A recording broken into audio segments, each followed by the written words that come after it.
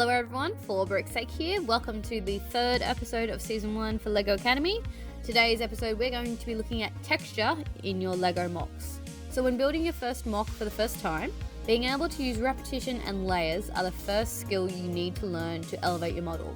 Because it means that when you're making your MOC, you don't have to reinvent the wheel or the brick rather. For every single thing you put down, you can repeat a pattern or change the pattern by using a different color, as we learned in the color episode. If you look at all of the LEGO modular sets, they work out a unique combination of bricks that gives them depth and layers in their design, and then they repeat it through the build. Probably best seen again in the Boutique Hotel. Each level has its own building technique that are repeated for that layer and then changed in the next layer. While still kind of being in the same family, they do use different building techniques on each level. So starting to think about how you can layer your brick is a crucial skill and will help you think of how to use elements in brand new ways and achieve MPU, which of course we know is nice part usage. And that's using parts in ways they weren't designed, which is the wonder of LEGO. It's using frogs and a random flower piece and stuff in new and different ways. When we first start playing with LEGO, we all build a little square house using the pre-made windows and doors and a little sloped roof. But let's have a look at how we can start adding texture and layers to our MOC to amplify it and enhance it. Now the first thing you can do is use the textured bricks. 2877, 4216, 30136, 30236, and 98283. These are the simplest ways you can add texture. So you can already see if we add them to a flat wall like this, they are already adding texture and a bit of interest to your build without really doing anything super technical. And it really breaks up the blockiness. Now I'm not suggesting using all of them in the same build like this, that's chaotic. But I just wanted to show you the difference they can make to begin with as a starting point. Now the first real advanced step is using SNOT brick. Now SNOT obviously stands for studs not on top, which really means instead of stacking all the bricks one on top of the other, we start turning the bricks and have the studs go in all directions. This is what gives us the opportunity to use elements in new and wild ways. The most basic form for our little house is if we put alternating SNOTs on the corner of the building. We can then put these little grey tiles to give the illusion of masonry bricks. I've done it in two different ways on each corner. So in this corner, I've done it with the 1x2 and 1x1.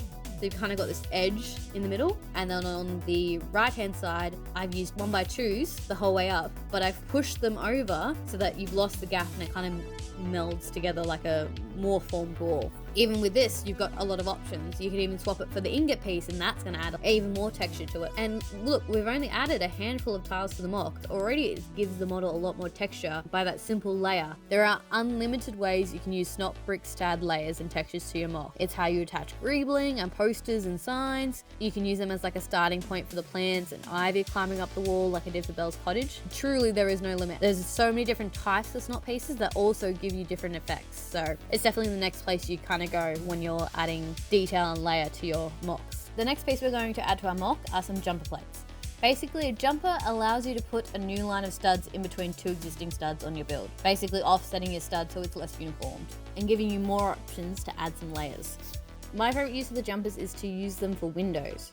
One way you can use them is to instep your window, basically pushing it further into your building. So rather than being flush with the wall, it's half a stud in and kind of gives you like this window box effect. One of my favorite ways is in combination with the candle piece to build your kind of like own architectural detail. I've left both windows on this building so you can see them as just two very simple examples of what you can do with jumper plates. If you want some ideas on how to, just look at the LEGO modulars because it is a favorite technique of the LEGO designers to chuck jumpers in to throw stuff off stud and to break up the brickiness. Now, depending on the style of your build, slopes can be a great addition to a MOC.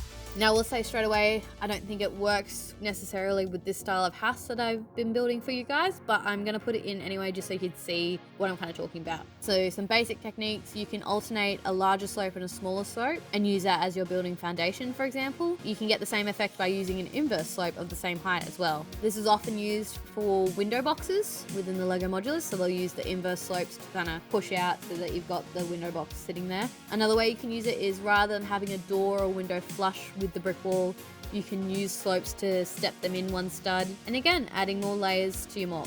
This kind of doorway is very typical with Star Wars MOCs.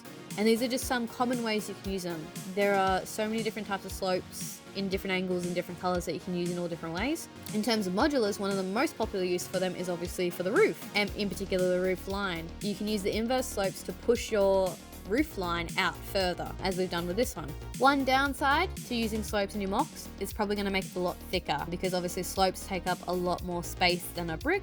It means your build might go from being 3 studs deep to 5 or 6. For bigger models, it's not a problem. You've got the capacity for it, but if you're doing something small and petite, it might take up too much of your build. So it might not be the technique for you, but it is definitely one to think about. There's lots of ways you can use these, and it's good to think about angles in that way when you're adding layers, because again, it breaks up the brickiness.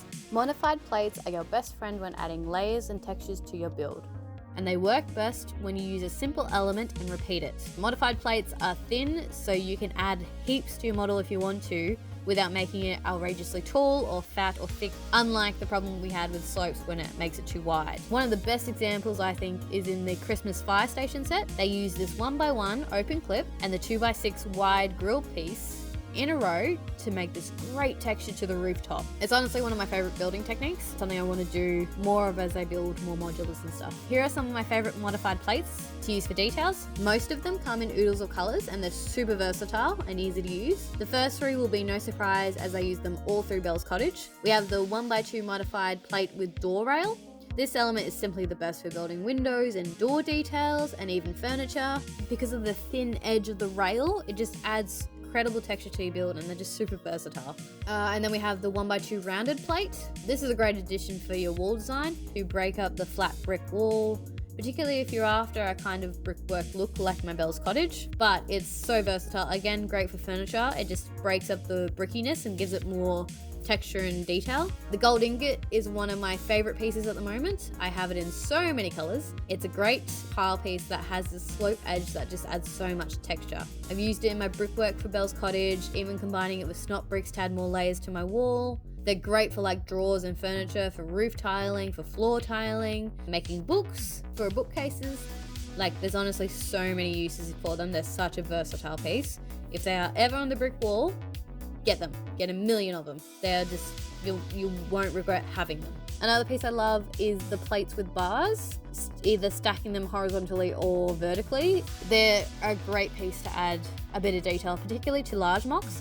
Like, you can stack them one on top of each other to make it look like stairs in a horizontal way. There's so many ways you can use them. And also, obviously, you can hook things off it and have things dangle off it. So it's just a really versatile piece. Another piece that I really like is the radiator grill. Comes in a lot of colors and is super useful for like adding really thin lines of color to your MOC. And while I haven't used this piece a lot, it's definitely on the pin board in my brain to use in the future. I want to use it in a similar way that Lego did with the fire station. Using the different variations of this plate with teeth in a repetitive method is something I really want to incorporate in a future build. There is no limit to what you can use to add texture and layer to your MOCs. One of my favorite I've seen is using monotone animal elements like the frogs, the eggs, the dragon, the owls, even the croissant. All those types of pieces in repetitive patterns is a great way to add detail.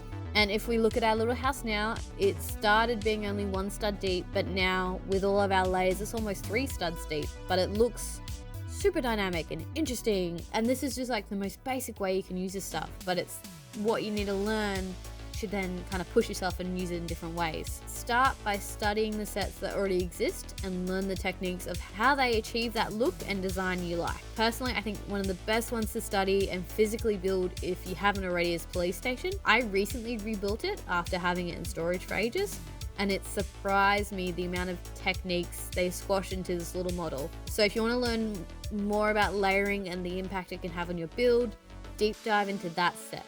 That's the one I think you should start with. And then start experimenting. Discover new ways to lay the bricks and add texture and details to your MOC. The more unique pieces you find new uses for, the more incredible and special your MOC will become. Anyway guys, that's the end of the 3rd episode for LEGO Academy. Oh look, really appreciate all you guys hanging around and supporting the channel. It really means a lot. Make sure you hit subscribe. Like I said, we've got one more LEGO Academy video for this season. I've already got the next season planned and prepped, so you don't want to miss that. I think it's going to be super helpful for all you guys. Thanks for all the comments. It's been really nice, and I've really appreciated you guys all support. Hit subscribe, and I'll catch you on the next one.